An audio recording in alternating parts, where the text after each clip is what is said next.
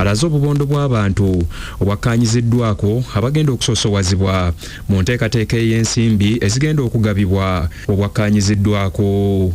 Number 1, the bus taxi drivers and conductors, the baggage carriers in these urban areas, the wheelbarrow pushers, the touts, traffic guides and loaders in taxi, bus parks and stages, and those who also load in other commercial areas like in Chikubu, the barmaids, barmen, DJs, waiters and bouncers, restaurant, bar and gym workers, food vendors in bus, taxi, parks and arcades, border riders, special hire drivers and Uber drivers, saloons and massage parlor workers, teachers and support staff of private schools, and teachers in government schools who are not on government payroll, the car washers,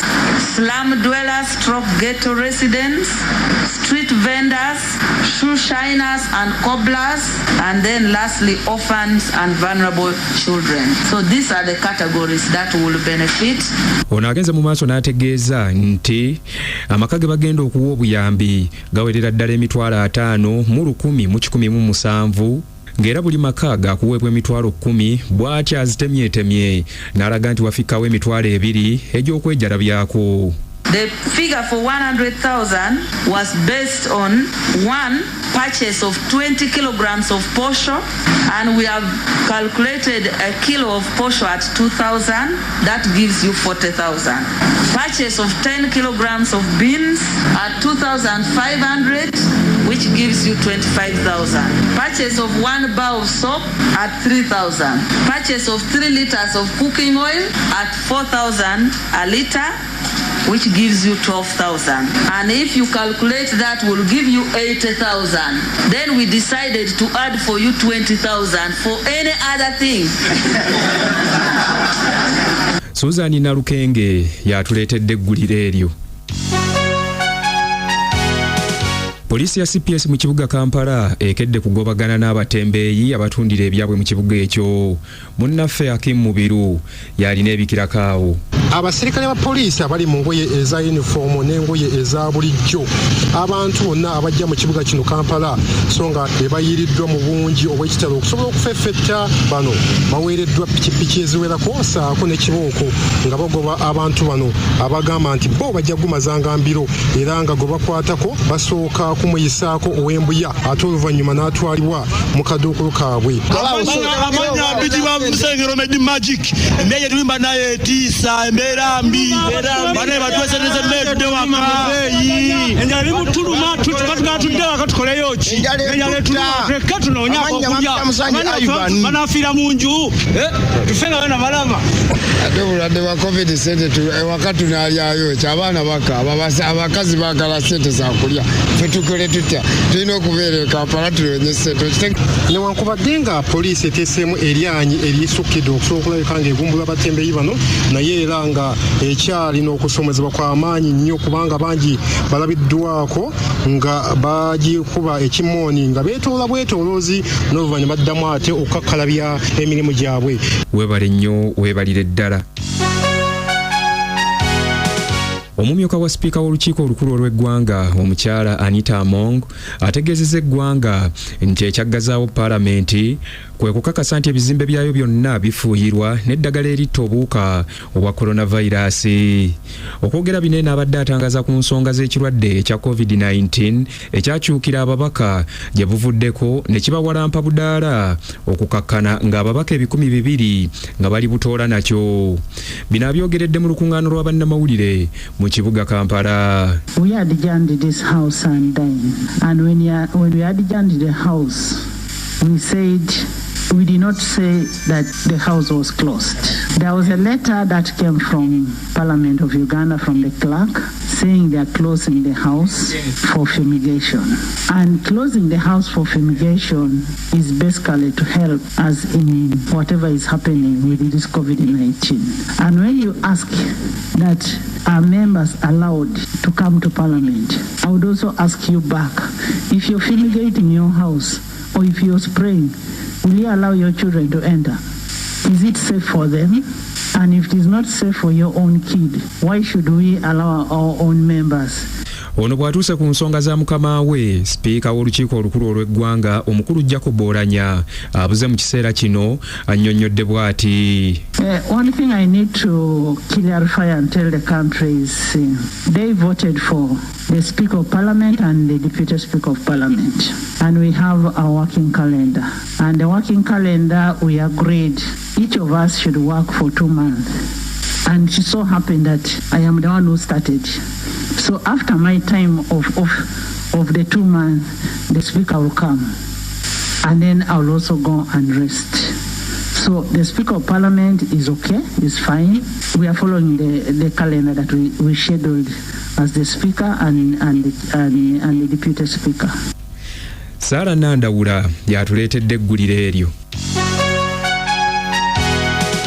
Omukulembeze w'ekibiina eky'ebyobufuzi ekya Alliance for National Transformation omukulu General Grigori Mugisha Muntu asabye abakulu abali mu kibiina ekya NRM obutatya bwe baba nga batudde mu ntuula zaabwe okulowooza saako n'okwogera ku nsonga ey'okukyusa obuyinza okubuzza mu mikono gy'omuntu omulala kubanga enkyukakyuka tezeewalibwa. Bino abyogedde nga abyesigamya ku bigambo bya General Elly Tumwine bye yayogedde gye buvuddeko ng'asaba President Yoweri Kaguta Museveni okulowooza ku nsonga ey'okuzza obuyinza mu mikono gy'omuntu omulala. You see, the whole point is that the only new thing, by the way, is that someone from within said it. But all leaders in the opposition have been saying the same thing. But because we have said it so many times, even when you say it one more time, public doesn't pay attention. So when General Tumwine comes out and says it, it piques or generates attention. I think what we need to do is keep focused on the message so that it becomes something normal to be discussed, not only in the opposition but internally within the movement itself, so that people start feeling comfortable in the movement to discuss that question. In that regard, and more so knowing that change is inevitable. I mean, even those in the movement know that change is going to happen at some point. Ono bw'atuuse ku nsonga ya gavumenti ey'okudduukirira obubondo bw'abantu abali mu muggalo n'agamba nti gavumenti teyeeteekateeka bulungi kubanga ennaku z'omuggalo tuzitambuddeko kyokka n'okutuusa kati tebannaba kudduukirira bantu abo. They didn't plan for it. That's the most unfortunate thing, because you can imagine they're only 42 days. If they are still planning, you never know. Hopefully that by the time 42 days passed, they'll already have started distributing the money. Because I think we have gone through how many days now?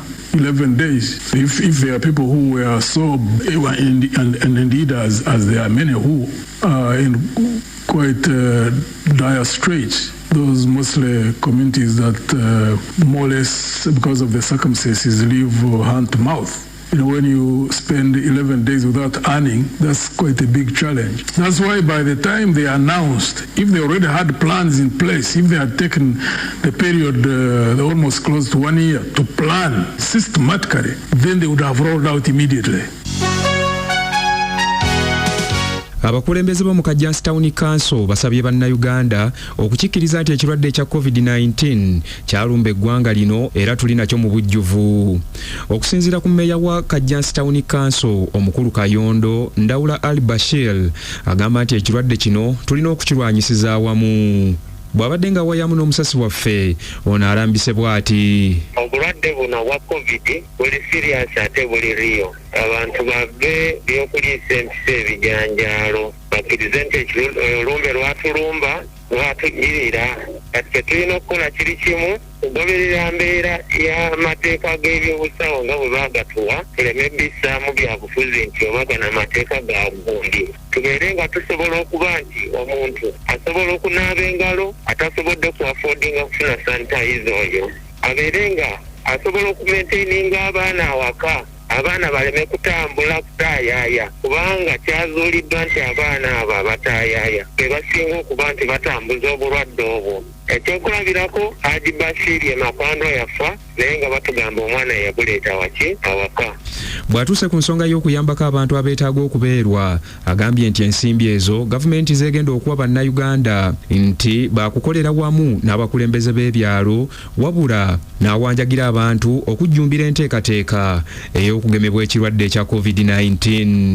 Deni ntwanjagira ebitongole eby'enjawulo ebiri mu Kajanstown Council ng'amakampani gaveeyo gadduukirire kuba kino ekintu luli kyali kirala ate kino fiizi eno ndaba nti ndala nnyo. Tomira mpeke nga tonnamala kwekebeza kajjansi ku ddwaliro lyaffe ekkulu. Tomira mpeke yonna.